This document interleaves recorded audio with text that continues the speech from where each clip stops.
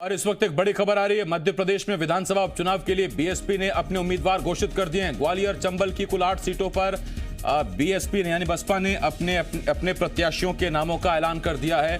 तो ये बड़ी खबर इस वक्त हम आपको बता रहे हैं। इस वक्त ग्वालियर चंबल की करीब 16 से 17 सीटें दांव पर लगी हुई हैं। विधानसभा उपचुनाव होना है और ऐसे में मध्य प्रदेश में बहुजन समाज पार्टी ने अपने 8 प्रत्याशियों का नाम का ऐलान कर दिया है। ये ग्वालियर चंबल संभाग की सीटें हैं जिन पर 8 प्रत्याशियों के नामों का ऐलान बसपा ने कर दिया है। तो ये बड़ी खबर इस वक्त हम आपको बता रहे हैं। और ये देखिए, मुरैना की जौरा सीट से सोनेराम कुशवाहा अब उम्मीदवार होंगे। तो ये बड़ी खबर इस वक्त हम आपको बता रहे हैं। बहुजन समाज पार्टी ने ग्वालियर चंबल संभाग की अपनी 8 सीटों पर नामों का ऐलान कर दिया है। और ये ग्वालियर चंबल संभाग की 8 सीटें जिन पर प्रत्याशियों के नामों का ऐलान बहुजन समाज पार्टी ने किया है। हम आपको बता भी रहे हैं, ये जैसे मुरैना की जौरा सीट जो है, जौरा सीट पर प्रत्याशी के नाम का ऐलान कर दिया गया। मुरैना सीट से राम प्रकाश राजौरिया चुनाव लड़ेंगे और जब मुरैना से राजौरिया चुनाव लड़ेंगे तो आप मानकर चलिए तय कि रघुराज सिंह कंसाना बीजेपी की तरफ से संभावित प्रत्याशी होंगे जो कांग्रेस छोड़कर बीजेपी में गए थे। तो मुरैना सीट की तो बात हमने आपको बता दी। इसके अलावा जब हम बता रहे हैं कि जौरा सीट पर भी प्रत्याशी के नाम का ऐलान कर दिया गया है। तो ये बड़ी खबर इस वक्त हम आपको बता रहे हैं। और बड़ी खबर ये है कि अंबाह सीट से देखिए भानु प्रताप सिंह सखवार को प्रत्याशी बनाया गया है। अंबाह सीट से भानु सिंह बसपा के प्रत्याशी रहेंगे और जब भानु सिंह अंबाह से चुनाव लड़ेंगे तो बीजेपी की तरफ से ये तय मानकर चलिए कि कमलेश जाटव उनके सामने प्रत्याशी होंगे बीजेपी की तरफ से संभावित। कांग्रेस की तरफ से देखिए अब तक कोई नाम सामने नहीं आया। बीजेपी की तरफ से मानकर चलिए कि वही नाम होंगे जिन्होंने कांग्रेस छोड़कर बीजेपी ज्वाइन की, सिंधिया समर्थक। और इसीलिए हम सीटों पर एक मोटा मोटा आकलन लगा सकते हैं कि जब आप जौरा की बात करते हैं, जब आप अंबाह की बात करते हैं, तो फिर बीजेपी से उनके सामने कौन रहने वाला है ये भी एक मोटा मोटा अंदाजा लगा सकते हैं। जैसे हमने आपको बताया कि अंबाह से भानु प्रताप अगर चुनाव लड़ते हैं तो उनका सामना कमलेश जाटव से होगा। कमलेश जाटव जो कि सिंधिया समर्थक थे, छोड़कर चले गए थे कांग्रेस, बीजेपी में शामिल हो गए थे और बीजेपी में शामिल होने के बाद उन्होंने सिंधिया में आस्था जताई थी, बीजेपी में शामिल हो गए। और ये मानकर चलिए कि उस त्याग बलिदान या जो भी कहिए, कांग्रेस कहती है कि सौदेबाजी थी, बीजेपी कहती है त्याग और बलिदान था, जनता के लिए कांग्रेस छोड़ी गई थी। तो जौरा, इसके अलावा मुरैना और अंबाह, इन सीटों पर इस वक्त कुल 8 सीटें हैं जिन पर बसपा ने अपने प्रत्याशियों के नाम का ऐलान कर दिया। विवेक पटैया, जी मीडिया संवाददाता, इस वक्त इस बड़ी खबर पर हमारे साथ जुड़ रहे हैं। विवेक, जरा विस्तार से बताएं कौन सी 8 सीटें हैं और माहौल गर्मा दिया है अभी से। सबसे बड़ी बात है आसिफ की बहुजन समाज पार्टी कभी उपचुनाव लड़ती नहीं है, अपने प्रत्याशियों को उपचुनाव में उतारती नहीं है। लेकिन मध्य प्रदेश में 27 उपचुनाव है और ऐसी स्थिति में बहुजन समाज पार्टी ने आज अपने 8 प्रत्याशियों का ऐलान कर दिया है। इसका मतलब साफ है कि बहुजन समाज पार्टी इन 27 उपचुनावों को मिनी विधानसभा चुनाव के तर्ज पर देख रही है और इसलिए 8 सीटों पर अपने प्रत्याशी आज उतार दिए हैं। और ये 8 सीटें जो है ये ग्वालियर चंबल क्षेत्र की है। सबसे पहले हम बात करें जौरा से सोनेराम कुशवाहा पूर्व विधायक है बहुजन समाज पार्टी के, इनको प्रत्याशी बनाया है। मुरैना से राम कुमार राजौरिया को प्रत्याशी बनाया है।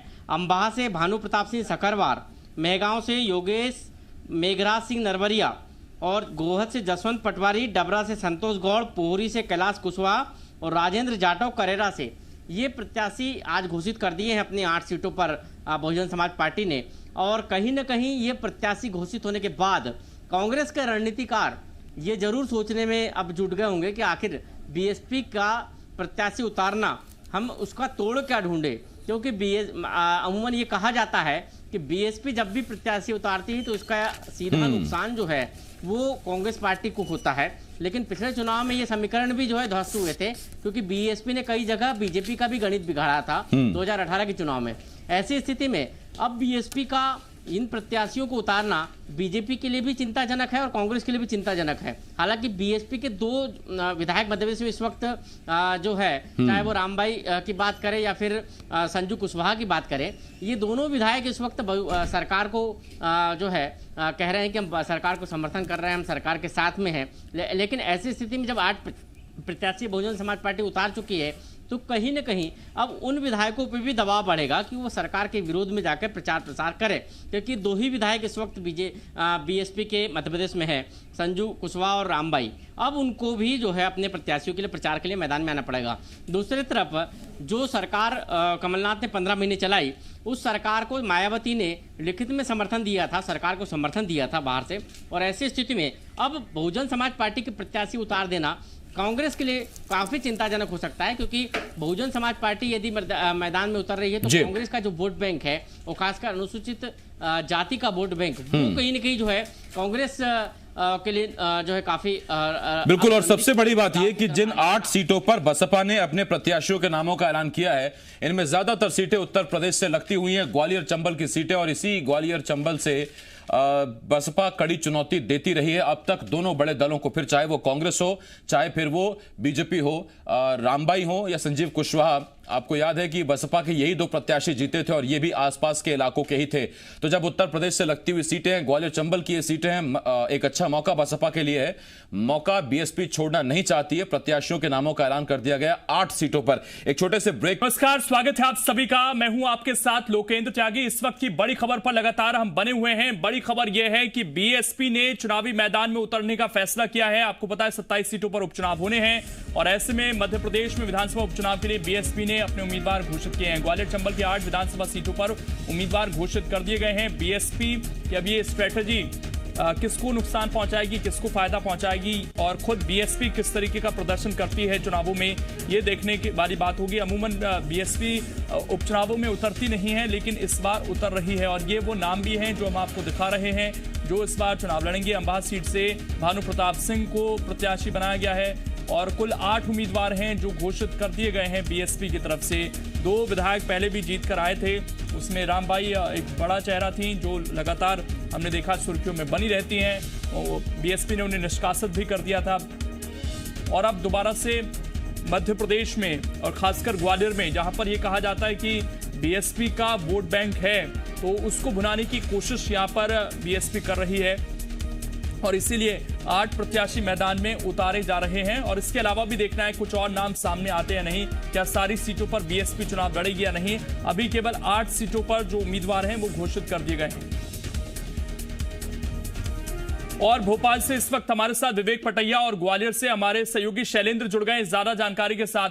शैलेंद्र, सबसे पहले ग्वालियर में बीएसपी का वोट बैंक रहा है हमेशा से और उपचुनाव में हालांकि बीएसपी उतरती नहीं थी, इस बार उतरने का फैसला किया है। जो चेहरे उतारे गए हैं इनका रिकॉर्ड किस तरीके का रहा है वो भी बताइए और साथ ही इस मूव को किस तरीके से देखा जाए बीएसपी के। देखिए, जिस तरीके से उपचुनाव की जब बात आई थी सामने, जब 22 विधायकों ने इस्तीफा दिया था, उसके बाद ही बसपा ने ये ऐलान कर दिया था कि ग्वालियर चंबल संभाग सहित पूरे प्रदेश में जो उपचुनाव होने हैं उसमें बसपा अपने प्रत्याशी उतारेगी। और उसी स्ट्रेटजी के तहत भले ही कांग्रेस की तरफ से अभी तक कोई अधिकृत नाम सामने नहीं आया हो, बीजेपी की तरफ से हालांकि ये माना जा रहा है कि जो लोग इस्तीफा देकर आए हैं वही लोग चुनाव लड़ेंगे और ऐसे में बीएसपी भी पीछे नहीं रहना चाहती और यही कारण है कि 8 विधानसभा क्षेत्रों के जो नाम हैं वो घोषित कर दिए गए हैं। सबसे पहले अगर आप बात जौरा की करते हैं, सोनेराम प्रजापति यहाँ से पहले से भी जो है वो पहले से भी कुशवाहा जो पहले से भी यहाँ विधायक रह चुके हैं और ये सीट लगभग 3 बार यहाँ पर बसपा के विधायक रहे हैं। अगर जौरा की बात करें, बीजेपी केवल आज़ादी से लेकर अब तक केवल 1 बार इस सीट पर जीतती आई है, बाकी समय कांग्रेस का कब्जा रहा है। तो ऐसे में संभावनाएं बहुत अधिक बसपा को इस सीट पर दिखती है और यही कारण है कि अपने पूर्व विधायक को ही एक बार फिर जो है वो मौका दिया गया है। दूसरी बात करते हैं मुरैना विधानसभा की। 2008 में इस सीट पर बसपा के परशुराम सिंह मुदगल का कब्जा था, हालांकि वो बाद में बसपा छोड़कर बीजेपी में शामिल हो गए थे और उसके बाद रामप्रकाश राजौरिया जिनको टिकट दिया गया है, ये 2013 का जो चुनाव है वो बसपा के टिकट पर लड़े थे। हालांकि बहुत ही कम मार्जिन से जो बीजेपी के रुस्तम सिंह हैं जो मध्य प्रदेश सरकार में स्वास्थ्य मंत्री रहे थे, उनसे चुनाव हारे थे। हालांकि 2018 में इनको बसपा ने टिकट नहीं दिया था, इनकी जगह जो बलबीर डंडौतिया जो दिमनी से बसपा के विधायक थे उनको मुरैना लाया गया था और वो प्रत्याशी थे। उसके बाद इन्होंने नाराज होकर बसपा का दामन जो है छोड़ दिया था और ये आम आदमी पार्टी का दामन थाम लिया था और 2018 का जो विधानसभा चुनाव था इन्होंने आम आदमी पार्टी के सिंबल पर लड़ा था। हालांकि 2019 में जब लोकसभा चुनाव आया तो नरेंद्र सिंह तोमर इनके घर गए थे और उसके बाद ये बीजेपी में शामिल हो गए थे। तो अब अभी तक अगर देखें तो वो बीजेपी के नेता के तौर पर काम कर रहे थे। लोकसभा चुनाव में उन्होंने बीजेपी नेता के तौर पर काम किया था, लेकिन आज जो सूची आई है इसमें इनका नाम बसपा में शामिल हुआ है। तो यानी अब ये कहा जाए कि एक बार उन्होंने फिर पाला बदला है और बसपा की तरफ से चुनाव मैदान में है। तीसरी बात अगर अम्बा की करते हैं, अम्बा विधानसभा में 2013 में जो तत्कालीन प्रदेश अध्यक्ष भी थे बसपा के सत्यप्रकाश सखवार, वो यहाँ विधायक रहे हो, तो ऐसे में कहीं ना कहीं संभावनाएं जो है वो बसपा को अम्बा सीट पर भी नजर आती हैं और ये जो है आरक्षित सीट है। यही कारण है कि एक सखवार को जो है वहाँ से एक बार टिकट में उतारा गया है, क्योंकि जिस तरीके से पिछली बार कमलेश जाटव जो वहाँ से चुनाव जीते थे उनके पास भी दलित वोट बड़ा एक वोट था जो उनको कहीं ना कहीं मिला था और यही कारण है कि उन्होंने बीजेपी के प्रत्याशी को शिकस्त दी थी। तो इस तरीके से अगर इन सीटों की बात करें तो इन पर बसपा पहले रह चुकी है काबिज और यही कारण है कि वो इन सीटों पर अपनी उपस्थिति महत्वपूर्ण तरीके से दर्ज कराना चाहती है। हालांकि ये तो भविष्य बताएगा कि जीतेंगे कि नहीं जीतेंगे, लेकिन हार जीत का गणित जो है वो इन सीटों पर जरूर बसपा बिगाड़ सकती है। इसके अलावा बात करते हैं डबरा सीट की। डबरा सीट पर भी बसपा के एमएलए रह चुके हैं। यही कारण है कि यहाँ से एक बार फिर बहुत जल्दी यहाँ प्रत्याशी घोषित कर दिया गया है, क्योंकि जिस तरीके से अब पूरी बसात बचने लगी है, बीजेपी ने यहाँ पर अपना सदस्यता अभियान चलाया, कांग्रेस भी अपना आगाज कर चुकी है, तो ऐसे में बसपा पीछे नहीं हटना चाहती है और यही कारण है कि 8 सीटों पर अभी जो है वो प्रत्याशी घोषित कर दिए गए। वर्तमान परिदृश्य की बात करें तो ग्वालियर चंबल संभाग में भिंड एक सीट ऐसी है जहां पर अभी बसपा का कब्जा है। संजीव सिंह कुशवाहा जो है वो भिंड से अभी विधायक हैं। तो ऐसे में बसपा का जो ये इलाका, खासकर ग्वालियर चंबल संभाग की बात करें, ये उत्तर प्रदेश से लगा हुआ इलाका है और यही कारण है कि यहाँ पर बसपा का वर्चस्व देखने को मिलता है। हालांकि पिछले अगर वर्षों की तुलना में करें तो 2018 के चुनाव में कहीं ना कहीं बीएसपी को इस फील्ड में लॉस ही हुआ था, इस इलाके में लॉस हुआ था। केवल एक मैच सीट उनको मिल पाई थी, लेकिन कुछ सीटें ऐसी थी जहां पर वो दूसरे नंबर पर रही थी, यानी कहीं ना कहीं जो दमखम था वो बसपा ने दिखाया था। और यही कारण है कि जिस तरीके से कांग्रेस यहाँ डैमेज हुई है, क्योंकि 22 विधायक उनके गए हैं, ज्योतिरादित्य सिंधिया उनके पास से चले गए हैं और कहीं ना कहीं जिस तरीके से कांग्रेस से कहती है कि बीजेपी की छवि भी खराब हुई है क्योंकि बिकाऊ लोग उनके साथ गए हैं। तो ऐसे में जब दोनों की छवि अगर खराब हो रही, कांग्रेस जहाँ कमजोर पड़ रही है, बसपा बीजेपी अगर छवि खराब हो रही, तो तीसरी मोर्चे के तौर पर बसपा इस इलाके से फायदा लेना चाहती है और यही कारण है कि उन्होंने बहुत जल्दी ही कैंडिडेट घोषित कर दिए हैं। विवेक भी हमारे साथ जुड़े हुए हैं। विवेक, सबसे पहले नाम घोषित किए हैं बीजेपी के, हालांकि संभव है कि वही लोग चुनाव लड़ेंगे जो पार्टी बदलकर आए हैं। कांग्रेस के अभी तय नहीं है, लेकिन इस मूव को किस तरीके से देखा जाए और जब ये प्रत्याशी चुनावी मैदान में उतरेंगे तो किसको फायदा और किसको नुकसान पहुंचा सकते हैं, अगर हम बात बीजेपी और कांग्रेस की करें तो? देखिए, सबसे पहले तो बसपा की इस रणनीति पर हमको जो है विश्लेषण करना चाहिए कि आखिर बसपा जो उपचुनाव कभी लड़ती नहीं थी, वो इस बार मध्य प्रदेश में उपचुनाव क्यों लड़ रही है। इसका मतलब साफ है कि पिछले दिनों जब कमलनाथ की सरकार बनी थी तो वो सरकार में जो सीटों का जो गणित था, अंक गणित था, वो काफ़ी जो है 2-3 सीटों का कम था। ऐसी स्थिति में बसपा के 2 विधायकों ने समर्थन दिया था कांग्रेस की सरकार को और सरकार को समर्थन देने के बाद, कमलनाथ की सरकार को बहुजन समाज पार्टी ने समर्थन देने के बाद सरकार चली 15 महीने।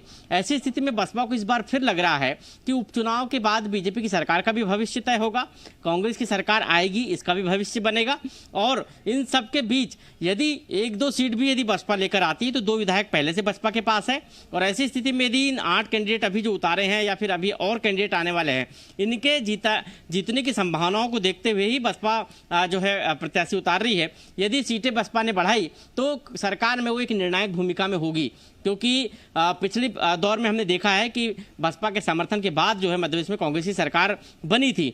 ऐसी स्थिति में ये 8 प्रत्याशी आज ऐलान करना ये बता रहा है कि उपचुनाव को हमेशा उपचुनाव नहीं लड़ने वाली बसपा इस बार अपनी परंपरा को तोड़कर प्रत्याशी उतार रही है और उपचुनाव लड़ रही है। दूसरी तरफ हम यदि बात करें जिन सीटों पर प्रत्याशी उतारे गए हैं, ये वो सीटें हैं जहां पर बसपा अक्सर चुनाव लड़ती है। मध्य प्रदेश में कई सीटें ऐसी जहां पर बसपा चुनाव नहीं लड़ती है, लेकिन जहां अभी प्रत्याशी का ऐलान हुआ है ये वो दो सीटें हैं जहां पर हमेशा बसपा चुनाव लड़ती आई है, और खासकर उत्तर प्रदेश के आसपास का जो मध्य प्रदेश का जो भाग है, उत्तर प्रदेश के आसपास का ग्वालियर, चंबल और बुंदेलखंड का जो क्षेत्र है जो बसपा के प्रभाव वाला रहा है, वहां बसपा हमेशा अपने प्रत्याशियों को उतारती है, और यही उन्होंने किया है। आज फिर 8 प्रत्याशियों का ऐलान करके बीजेपी की जो तनाव, रणनीतिकारों को तनाव जरूर इस प्रत्याशी ऐलान के बाद हुआ ही होगा, लेकिन कांग्रेस के खेमे में भी चिंता बढ़ गई है, क्योंकि बसपा सीधे सीधे जो है उस वोट बैंक को प्रभावित करेगी जो कांग्रेस को लगता है कि वो कांग्रेस के पास है।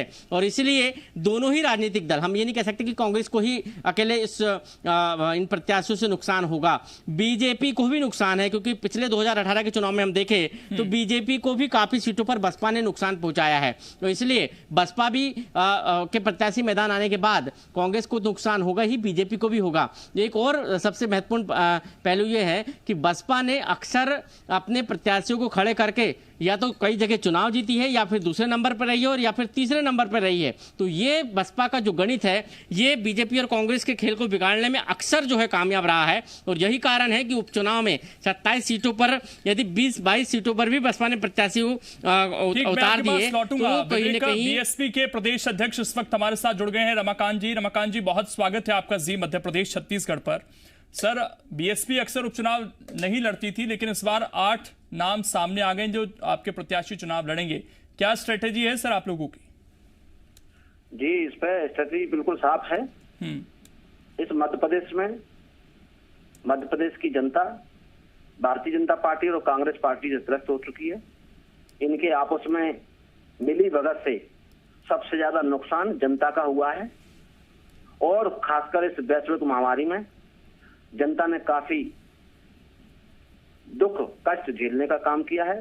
कई प्रवासी भाई लोग बाहर से आए, उनकी कोई देखभाल नहीं हुई, उनके साथ अमानवीय व्यवहार भी हुए, और ये लोग आपस में एक दूसरे का खेल बनाने में बिगाड़ने में लगी थी। इसलिए जनता का पूरा भरोसा इस बार बहुजन समाज पार्टी की ओर है, और बहुजन समाज पार्टी पूरे दमखम के साथ जितनी भी हमारे इस गरीब समाज की मांगे हैं, उन मांगों को लेकर बहुजन समाज पार्टी मैदान में उतरेगी। रमाकांत जी, लेकिन जब जनता के बीच आपके प्रत्याशी जाएंगे तो वो भी सवाल पूछे जाएंगे कि जब पिछली बार 2 प्रत्याशी आप लोगों के जीत कर आए थे तो वो तो हमेशा सरकार के साथ दिखाई दिए, जब कांग्रेस की सरकार थी तो उनके साथ दिखाई दिया, बीजेपी के है तो बीजेपी के साथ दिखाई दे रहे हैं। तो जनता तो ये पूछेगी कि आप असल में हमारे मुद्दे लेकर जाते हैं, लेकिन वापस आपके विधायक तो फिर उन्हीं पार्टियों में मिल जाते हैं जिनके खिलाफ आप चुनाव लड़ रहे हैं। नहीं, ये कोई ऐसी बात नहीं है। पार्टी पूरी दमखम के साथ में, अपनी विचारधारा के साथ में चुनाव मैदान में उतरेगी। क्या आपको लगता है कि इस इलेक्शन के बाद जिस तरह की भूमिका, बेशक आपके 2 विधायक जीते थे, लेकिन सरकार बनाने में और बिगाड़ने में बड़ा खेल उन लोगों का रहा था, आपको लगता है कि उपचुनाव के बाद इस तरह की दोबारा भूमिका बन सकती है आप लोगों की? क्या आप लोगों के विधायकों की जरूरत पड़ सकती है? कोई नहीं बनेगी। हम बहुजन समाज पार्टी इस बार किंग मेकर बन के उभरेगी, और इसकी चाबी माननीय बहन जी के पास होगी। बहन जी इसका फैसला करेंगे। तो जनता को ये तो बताना होगा कि अगर किंग मेकर बनेंगे तो वो किसके पक्ष में जाएंगे, या अपने दरवाजे खोलकर रखेंगे, जहां जरूरत पड़ेगी वहां अपने आप को फिट करेंगे? फैसला माननीय बहन जी का अधिकार क्षेत्र है, इसमें हम नहीं कमेंट करेंगे। एक चीज और, ये कहा जाता है कि ग्वालियर में आप लोगों का अच्छा खासा वोट बैंक है। क्या सभी सीटों पर आप लोग चुनाव लड़ने जा रहे हैं, या केवल ग्वालियर पर फोकस रहेगा जो 16 सीटें बताई जा रही है? पूरे 27 सीटों पर बहुजन समाज पार्टी पूरी दमदारी से चुनाव लड़ेगी। ठीक, शुक्रिया रमाकांत जी जुड़ने के लिए और हमसे बातचीत करने के लिए। और हमारे सहयोगी शैलेंद्र लगातार जुड़े हुए हैं। शैलेंद्र, जिस तरीके से रमाकांत जी बता रहे थे कि किंग मेकर बनकर हम उभरेंगे दोबारा से, और एक तरफ कांग्रेस बीजेपी के खिलाफ भी वो बोल रहे हैं, दूसरी तरफ ये भी कह रहे हैं कि हम किंग मेकर बनेंगे दोबारा से। देखिए, बिल्कुल ठीक कहा आपने कि जिस तरीके से अगर बसपा की बात करें, बसपा भले ही इस इलाके से सीटें जीतती आई हो, लेकिन ये बहुत दिनों बाद ऐसा मौका आया था कि जब बसपा जो है वो इस स्थिति में थी कि वो सरकार के साथ बार्गेनिंग कर सके या सरकार के साथ खड़ी हो सके। क्योंकि इसके पहले जो सीटें जीतते थे, लेकिन बीजेपी के पास इतनी सीटें होती थी कि उन्हें किसी की ज़रूरत नहीं होती थी। लेकिन इस बार जो स्थितियाँ थी वो कुछ अलग है, और आने वाले समय में भी कुछ परिस्थितियाँ ऐसी हो सकती हैं कि जिस तरीके से रमाकांत जी जो कह रहे हैं उनकी बात सही हो। हालांकि वो अभी इस बात में खुलकर कहने से बच रहे हैं कि आखिर वो किसके साथ जाएंगे। भले ही वो अभी ये कह रहे हैं कि बीजेपी और कांग्रेस आपस में मिले हुए हैं, जिसका खामियाजा जनता को भुगतना पड़ रहा है। लेकिन जिस तरीके से आपने सवाल किया कि आगे चल के वो किसके साथ जाएंगे, तो इसका जवाब नहीं है उनके पास, क्योंकि वो जानते हैं कि अभी कुछ भी कह पाना बहुत जल्दबाजी होगा। क्योंकि आने वाले समय में ये देखना होगा कि 27 जगह जो उपचुनाव है उसमें कितनी सीटों पर बसपा जीत रही है और कितनी सीटों पर कांग्रेस और बीजेपी जीत रही है। जब जिसकी सरकार आएगी या जो सरकार बनाने की स्थिति में होगा, तो ये निश्चित तौर पर ये माना जा सकता है कि बसपा उसके साथ खड़ी नजर आएगी। क्योंकि पिछले दिनों हम इस चीज़ को देख चुके हैं, चाहे रामबाई और संजू की बात करें या सपा की भी बात करें, तो ये सारे वो लोग हैं जो केवल जो सत्ता जिसके पास होती, सत्ता की चाबी जिनके पास होती है, हमेशा वो उनके साथ खड़े नजर आते हैं। तो ये इलाका जो है वो यही कारण है कि यहाँ से विधायक हमेशा बनते रहे, लेकिन जो विकास कार्य यहाँ उनके विधानसभा क्षेत्रों में होने चाहिए थे वो पहले नहीं हो पाए थे, क्योंकि पहले सरकार में उनको वो तवज्जो नहीं मिलती थी। लेकिन हालांकि इस बार जरूर ये दावे किए गए, चाहे वह संजू की तरफ से हो या दूसरे विधायकों की तरफ से हो, भूपेंद्र गुप्ता जी इस वक्त हमारे साथ जुड़ गए हैं। भूपेंद्र जी, बहुत स्वागत है आपका, कांग्रेस के प्रवक्ता हैं। भूपेंद्र जी, बीएसपी ने अपने 8 उम्मीदवार उतार दिए हैं, दावा यह है कि 27 की 27 सीटों पर चुनाव लड़ेंगे। सर, आपको लगता है कि इससे आपको फायदा होगा या नुकसान होगा? नहीं, हमें कोई नुकसान नहीं होगा, लेकिन ये भाजपा को लाभ पहुंचाने की उनकी कोशिश है।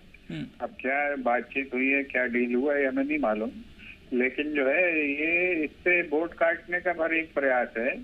जो उनका वोट बैंक था, ये बार बार जो है जो उन्होंने सांप्रदायिक ताकतों से समझौते किए हैं, दलितों को अत्याचार करने वाले, दमन करने वाली ताकतों से जो उन्होंने बार बार हाथ मिला के लाभ पहुंचाने की कोशिश की है, उसी का परिणाम है कि उनकी वोट बैंक घट गई है।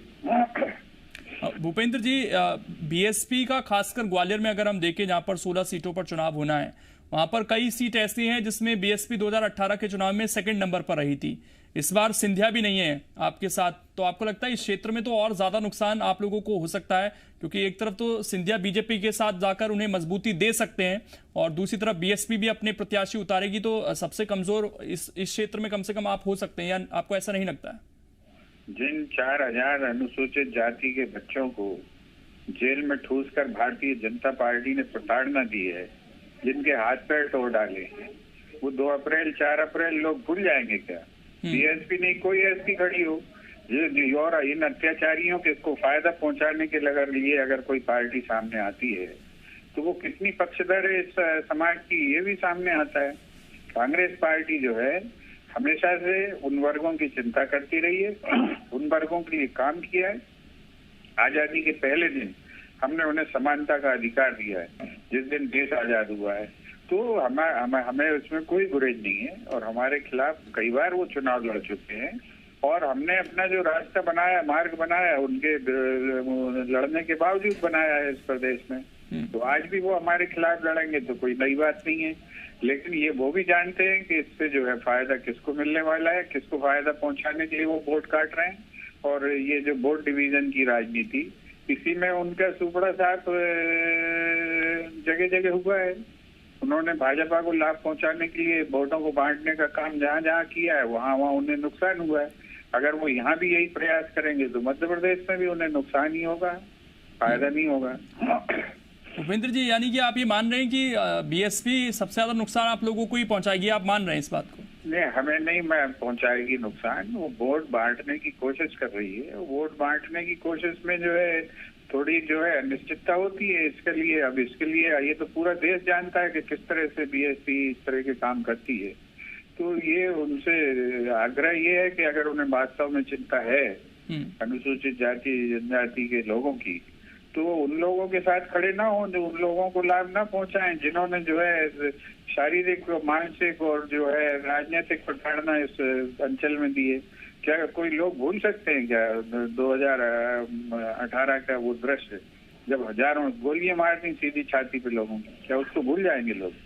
और अगर ये भुलाने की कोशिश बीएसपी करती है तो अपने मतदाताओं को छलने की कोशिश कर रही है। भूपेंद्र जी, कुछ दिन से हम देख रहे हैं आपने ओबीसी का मुद्दा भी जोर शोर से उठाया है। कमलनाथ पत्र भी लिखते हैं कि आप जाइए कोर्ट में, सरकार इस पूरे मामले का मजबूती से पक्ष रखे, हमने आरक्षण बढ़ाया था। आपको लगता है कि ओबीसी वोट बैंक भी जिसे आप साधने की कोशिश कर रहे हैं, बीएसपी के मैदान में आने से वहाँ भी बहुत प्रभाव पड़ सकता है इसका, क्योंकि ओबीसी वाले जो हमने मतदाता देखे हैं उनका भी एक पक्ष रहता है कई बार बीएसपी के साथ? देखिए, साधने की भाषा भारतीय जनता पार्टी की है। हमारी भाषा जो है कल्याण की है। हम चाहते हैं कि समाज के अंदर दूरगामी परिवर्तन हो, लोगों का जीवन स्तर ऊपर उठे, लोगों को जो है अधिक से अधिक अवसर मिले। इसके लिए हमने 27% आरक्षण दिया और 10% जो है सामान्य वर्ग के गरीबों को आरक्षण देने का फैसला किया। हमारी नीति वही है। हमने वोट बैंक बनाना नहीं चाहते हैं, हमने कभी बनाया है। जो लोग वोट बैंक बनाते हैं और बाद में उन्हीं का गला काटते हैं, ये उन लोगों की भाषा है कि साहब उन्हें साध लिया और गिरा दिया और ये कर दिया। ये भाषा भाजपा की भाषा है, कांग्रेस की भाषा नहीं। भूपेंद्र जी, एक सवाल ये भी है कि 2017 के बाद एक मौका था कांग्रेस के पास कि छोटी छोटी पार्टियों के साथ वो बढ़कर आगे चले, क्योंकि आप लोग रिवाइव कर रहे थे लगातार। लेकिन जिस तरीके से राजस्थान में बीएसपी आपसे नाराज हुई, फिर यहाँ मध्य प्रदेश में भी हमने देखा कि जो 2 विधायक थे उन्हें मौका नहीं मिला कैबिनेट में, ये नाराजगी आप लोगों ने एक तरीके से ले ली बीएसपी से। अगर बीएसपी आज साथ होती तो थोड़ी और मजबूत कांग्रेस हो सकती थी। छोटी छोटी पार्टियां खासकर सपा बसपा जैसी कुछ मदद कर सकती हैं आप लोगों की। बिना रिसर्च किए आप ये बात कर रहे हैं, थोड़ा शोध करिए। जितनी क्षेत्रीय पार्टियां हैं ये सब कांग्रेस के ही कार्यकाल में इनको शक्ति मिली है और भारतीय जनता पार्टी के आने के बाद राजस्थान में जो उनके विधायक जीत कर आए थे, क्या वो शामिल नहीं हुए? क्या इससे बीएसपी नाराज नहीं हुई थी? ये बहुत छोटी घटना है। किसी की नाराजगी और उससे जो है ये राजनीति नहीं बदलती। आज जो क्षेत्रीय दल है उनकी हत्या किसने की है देश भर में? क्या उत्तर प्रदेश, क्या बिहार, क्या और दूसरे राज्य, सारी छोटी छोटी जो क्षेत्रीय राजनीति करने वाली जो शक्तियां थी उनको रौंदा किसने है? उनको जो है वही मैंने कहा सर कि आप लोग जहां एक समय ऐसा लग रहा था कि साथ मिलकर चुनाव लड़ सकते हैं, आप लोगों ने भी तो वो मौका खो दिया। आपने कहा उतने मौके दिए। हमने कोई मौका नहीं खोया। हम जिस सिद्धांत और रास्ते पे चल रहे हैं उस पे चल रहे हैं। जो लोग सहमत होंगे वो हमारे साथ आएंगे, आज नहीं तो कल आएंगे। नहीं, बीएसपी का समर्थन आपको चुनाव बाद अच्छा लगता है, लेकिन चुनाव से पहले शायद वो भाता नहीं है।